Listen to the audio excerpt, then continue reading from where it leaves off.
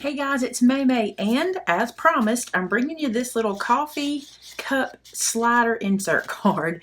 I had a lot of people ask me about this from the Monday video, so I just planned I'm just going to do a whole video on it and show you how to do it. So what I did with this one, I made this particular one with the Cricut, okay? And I'm going to link the file for you down below. It won't be a free file. This cup itself is an image from Love You a Latte cartridge. So this image is not free. You'll probably have to pay for it. But if you have the cartridge, you'll be able to use it that way. But otherwise, once you get it, it's yours. Okay, so there is that, and that link is below to the Cricut file. Now this is the PDF that I created so everybody can make this card, okay? It's a 2-page PDF. This one will say page 1 when you get it. This one says page 2. And what this says is coffee cup card. This template has 2 pages, one with the card base and one with the cup wrap, all right? Card base, cup wrap. The base should be scored and folded on the dotted lines and glued closed using the tabs. I'll show you that in a second. The other pieces are the front layer and the side and the slide insert. They are to be cut and glued into place. From our Brother Scan and Cut users, notice that there's no writing in these guys. The reason for that, if you print this directly from your printer to your designer paper, then your machine can cut it out for you and you won't have any like side insert, card base, or anything written on your template. You can also load this template into your Brother Scan and Cut and just let it do the cutting for you. Now, if you'd like a video on that, let me know below and I can do a separate video to show you how to do that sort of thing. I do have a mini album where I kind of do that, but if you want to see this done using the Brother Scan and Cut, save it, all that good stuff, let me know. Now, if you don't have a cutting machine, no worries. You can do this by hand super easy. What you'll do first is get the PDF that I'll link below and then cut all the pieces out, okay? You're creating a pattern for your paper. Then you're just going to trace these onto the paper that you want to use. So for example, for my card base, I'm going to use this kind of creamy color and I'm just going to lay this out flat up in the top corner. And I'm just going to trace it. Now I'm going to trace this in black, but if I were you, I would trace this in pencil, but I'm going to do it in black so you can see what I'm doing. So trace it out. Now here's the trick. Take your time on the tracing part. Even if you need to come in and add your ruler, like bring your ruler to help you get some of these straight lines, the more time you take on the tracing and the cutting of this image, see how I messed it up? I'm going to go back and do it again. The better your final project will come out. So spend some time on this part. To make this even easier, print this template on some cardstock and then cut it out. Because if you use a thicker cardstock, you can trace it without it shifting or moving. I just printed this on my copy paper and I'm having to be super careful because it can shift on me. Now, you might be wondering why I didn't print straight to this. Let me show you real quick. Because this is a PDF, each one of these is on one sheet. Well, all these are not the same color, okay? I'm going to be doing this in the tan, this in an orange, this in white.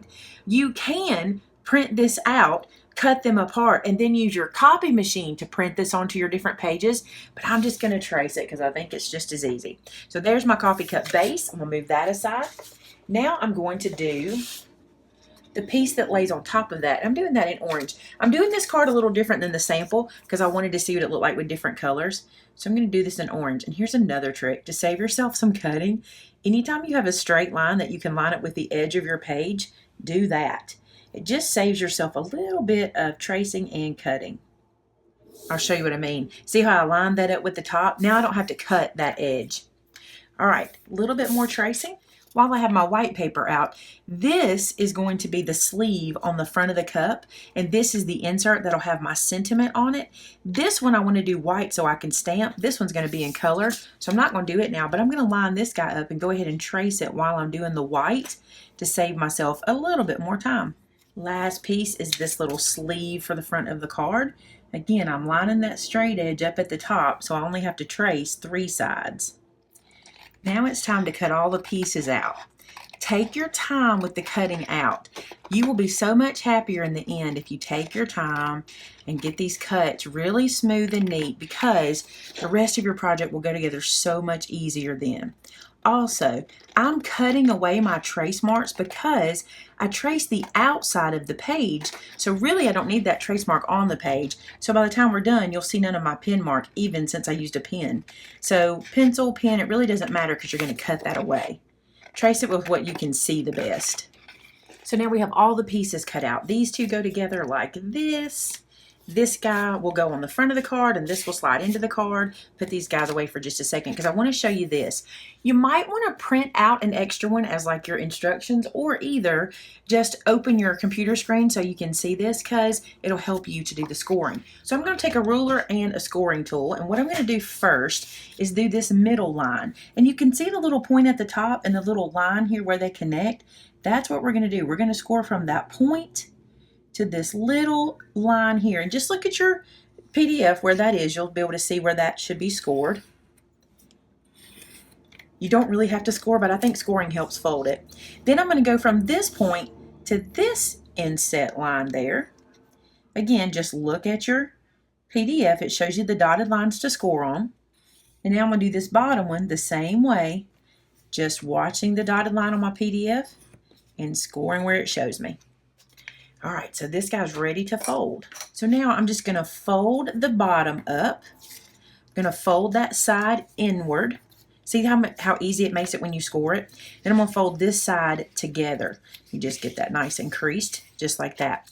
So I've got my tabs folded in like this. When you add your adhesive, put your adhesive on the top of these flaps. The reason is you want this white piece to slide in with no problems, okay? So that way it'll be like a little pocket and it'll slide in super easy. You can even use sticky tape here if you want. Of course, I'm going to use some art glitter glue, but you could use sticky tape. Now we're just going to seal this shut, and we'll start with the bottom and just fold that over and then just press it down onto that piece and just let it catch. So now we've made a cup-shaped pocket, right? So this piece just slides right inside, no worries. It goes just like that and sits at the top. It's super cute. So there is the top piece. Now then, this guy will go on here. But what I'm going to do first is I want to emboss this piece. I just think it changes things. Since I'm using all these flat pages, let's emboss it. So here's my cuddle bug. I've got my A plate, B plate, B plate. I'm going to use this kind of lattice work folder. I think it's cute. You could use any folder you wanted here. Just line that up in there so it'll be fairly straight. Sandwich that between those two B plates and run it through. So now that I've done that, I'm going to put the embossed piece onto my card. I just think when you're using all these flat colors, you know, there's no pattern on anything, that this really helps to give it a little bit of depth and movement to your card. So now I'm going to go ahead and put this little green piece on. This is a textured piece, so I was trying to find the texture to go out front. Found it. So just rub it with some glue. And then put it to the front of the card. Now this one lines up with the edge of the orange, so you can just slide it until it lines up, and then you know you've got it in the right spot. So there's that. Now I want to stamp a sentiment on this piece that sits on the top. I'm going to use my stamp set that is called Just to Say Thanks, and I'm going to use thankful, and then I'm going to use this line of stars, and I'm going to use this sentiment that says for you. So, and I'm going to stamp them separately. You could so use your Misty for this, but I'm just going to do these separately. So I will ink this guy up, and then I'm going to bring this where I can get my head over it a little bit, and you guys can still see it too. So let's do thankful, just like that. And then I'm going to do this row of stars underneath it. I think that'll be pretty. I'm going to get my head over for a second.